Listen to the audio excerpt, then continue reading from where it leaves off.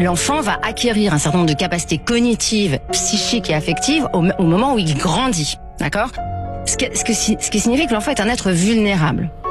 On oublie souvent de comprendre qu'un enfant, avant 7 ans par exemple, ne peut pas avoir de compréhension de ses propres états émotionnels.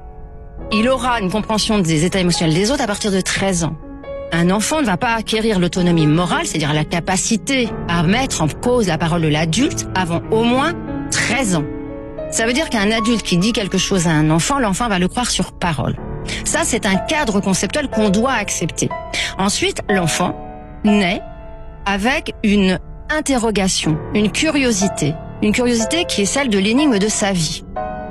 Le fait que des idéologues laissent entendre que cette curiosité sur l'énigme de la vie est une sexualité infantile fonctionnelle, c'est faux et c'est dangereux. Et à partir du moment où on construit un programme d'éducation à la sexualité dans le cadre scolaire, où on applique cette idéologie, on met en danger des enfants. Il faut savoir que l'action que nous, on mène, Maurice Berger et d'autres, un groupe qui est le REPPEA, qui sont des spécialistes pédopsychiatres et psychologues, avaient déjà alerté en 2017, ils n'ont pas été entendus.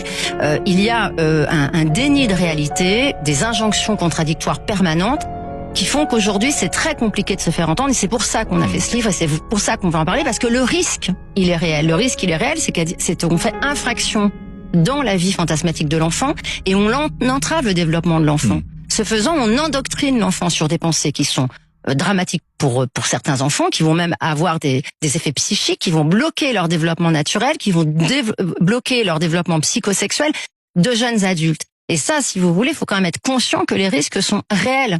Tout ce qu'on a, nous, on a une centaine de témoignages, donc dans 100 classes différentes, des établissements différents. J'ai encore eu des témoignages hier.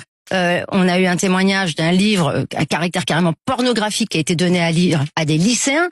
Enfin, faut être quand même conscient qu'aujourd'hui, on ne respecte plus une frontière qui est fondamentale, qui est celle de la frontière entre les générations. Les adultes ne parlent pas de sexualité à un enfant. Que nous, on s'oppose à l'éducation à la sexualité parce qu'on considère qu'on ne peut pas éduquer, et ce n'est pas à un adulte ayant autorité sur lui, dans le cadre d'une institution, d'éduquer un enfant à la sexualité.